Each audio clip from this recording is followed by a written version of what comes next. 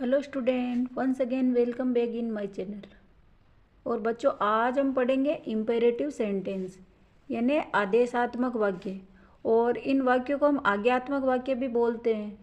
और इन वाक्यों में हमेशा मतलब जो सब्जेक्ट होता है वो छुपा हुआ होता है, यानी जो काम करता है वो छिपा हुआ होता है। इस और काम करने वाला यू पर्सन होता है लगभग, और ये छिपा होता है, इसमें दिखाया नहीं जाता है। ओनली वर्ब की फर्स्ट फॉर्म का यूज किया जाता है।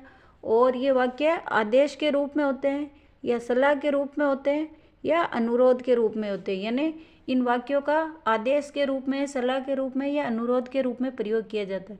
तो देखते हैं कि इनका कैसे उपयोग किया जाता है। इसको हम अच्छी तरीके से सीखते हैं कि इनका उपयोग हम कैसे करेंगे। तो देखिए, जैसे आदेश के रूप में यानी सब्जेक्ट इसमें आई होता है और आई पर्सन सामने वाला यू पर्सन होता है, उसको ऑर्डर देता है या उसको सलाह देगा या उससे अनुरोध करेगा। यानी जो ऑर्डर देगा वो आई पर्सन होगा हमारा, यानी सब्जेक्ट होगा आई, और जो काम करने वाला होगा यू पर्सन होगा। यानी और यू पर्सन हमेशा इसमें छिपा हुआ होता है, यानी यू को हम इसमें दिखाएंगे नहीं, ओनली वर्ब के फर्स्ट फॉर्म का ही यूज करेंगे। तो देखिए, हम एग्जाम्पल से इम्पेरेटिव सेंटेंस को अच्छी तरीके से समझेंगे कि कैसे हम इम्पेरेटिव सेंटेंस का एग्जाम्पल में यूज करके अच्छी तरीके से समझते हैं।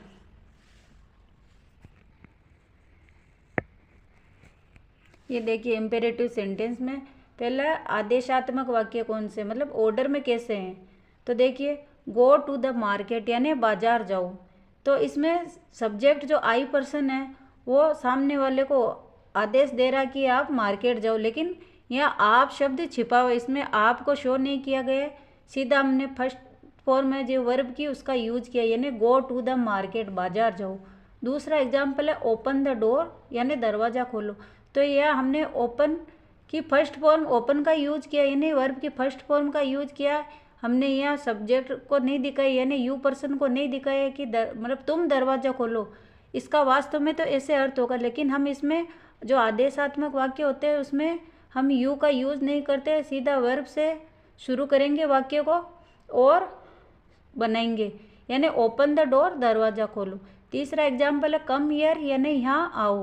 तो इसमें भी हमने कम से शुरू किया, मतलब वर्ब की फर्स्ट फॉर्म यूज करेंगे। और पुट आउट द फायर यानी आग जला दो, डू इट नाउ यानी इसे अभी करो। तो इस तरह में ये आदेश वाले वाक्य है जो ऑर्डर के रूप में करेंगे, और दूसरा हमारा सलाह के रूप में। तो देखिए, ये अब इसको आदेशात्मक जो हमारे वाक्य हैं उनको अब एडवाइस के रूप में कैसे बोलेंगे। तो देखिए, जैसे एडवाइस के रूप में हम कैसे बनेंगे, ऑलवेज स्पीक द ट्रुथ यानी हमेशा सच बोलो। तो इसमें जो सामने वाला पर्सन है उसको सलाह दी जा रही है कि आप हमेशा सच बोलिए। इसमें हम ऐसे भी बोल सकते हैं कि you always speak the truth यानी तुम हमेशा सत्य बोलो, लेकिन इसमें यू को शो नहीं किया जाएगा। हमेशा आदेशात्मक जो वाक्य होते हैं उसमें सामने वाले पर्सन को नहीं दिखाई जाएगा, यानी इसमें वह सामने वाला पर्सन लिखते टाइम यूज़ नहीं किया जाएगा। हाँ, हम व्यवहारिक रूप में हम सामने वाला पर्सन दिखाई देगा, यानी लेकिन लिखते टाइम हम इसका यूज़ नहीं करेंगे। हम सीधा ऐसे ही बोलेंगे कि ऑलवेज स्पीक द ट्रुथ यानी हमेशा सत्य बोलो, और ऑलवेज हेल्प द पुअर यानी हमेशा गरीबों की मदद करो।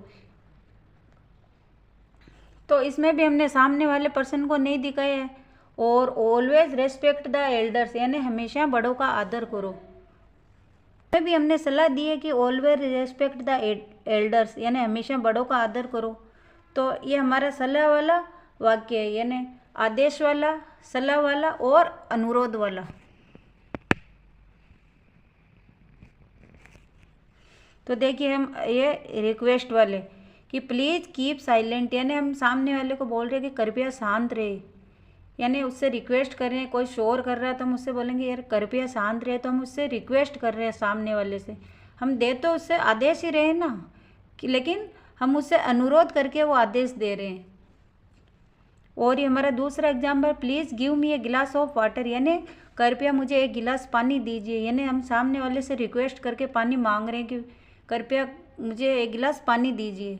यानी हम उसे आदेश के रूप में तो नहीं बोल रहे इस वाक्य कि भाई पानी दो, नहीं, हम उससे रिक्वेस्ट कर रहे हैं पोलाइटली। और तीसरा हमारा एग्जाम्पल है प्लीज़ सिट डाउन यानी कृपया नीचे बैठ जाए। हम किसी से बोल रहे कि यार प्लीज़ सिट डाउन, यानी कोई खड़ा है काफ़ी देर से, तो हम उससे रिक्वेस्ट करते हुए बोल रहे कि प्लीज़ सिट डाउन। और चौथा हमारा एग्जाम्पल है प्लीज़ लीव मी एलोन, यानी हम कई बार हम परेशान हो जाते तो हम क्या बोलते हैं सामने वाले के, प्लीज़ लीव मी एलोन, यानी सामने वाला सिंगुलर भी हो सकता है और प्लूरल रूप में भी हो सकता है, यानी सामने वाला एक व्यक्ति भी हो सकता है या एक से ज़्यादा भी हो सकते हैं, यानी यू में एक से ज़्यादा भी हो सकते हैं सामने वाला जो हमारी बात को सुन रहा है। तो इस तरह हम अनुरोध वाले वाक्यों का भी यूज करते हैं। और हमारा पांचवा एग्जाम्पल है kindly listen to me, kindly listen to me, यानी मेरी बात सुनो। तो हम सामने वाले को बोल रहे हैं, अपनी बात समझाने का प्रयास कर रहे हैं, हम अपनी बात कहना चाह रहे हैं, तो हम क्या बोलेंगे, काइंडली लिसन टू मी, यानी मेरी बात सुनो या मुझे सुनो। तो इस तरह हम इम्पेरेटिव सेंटेंस में ऑर्डर, एडवाइस और रिक्वेस्ट, इन तीनों रूप में हम इम्पेरेटिव सेंटेंस का यूज़ करते हैं। यानी ये इसके तीन रूप है, ऑर्डर के रूप में होता है एक, तो एडवाइस के रूप में होता है और रिक्वेस्ट के रूप में होता है। यानी इम्पेरेटिव सेंटेंस किसी एक रूप में नहीं होगा कि हम सीधे सामने वाले को बोलेंगे ये करो वो करो, नहीं, हम उससे कई बार ऑर्डर देंगे या उसको एडवाइस भी दे सकते हैं कोई काम करने की, या उससे हम रिक्वेस्ट भी कर सकते हैं। तो आप इस वीडियो को अच्छी तरीके से समझ गए होंगे कि इम्पेरेटिव सेंटेंस कैसे बनाए जाते हैं और इनमें क्या सिचुएशन होती है। Thank you for watching this video, please subscribe me, support me, hit the like button.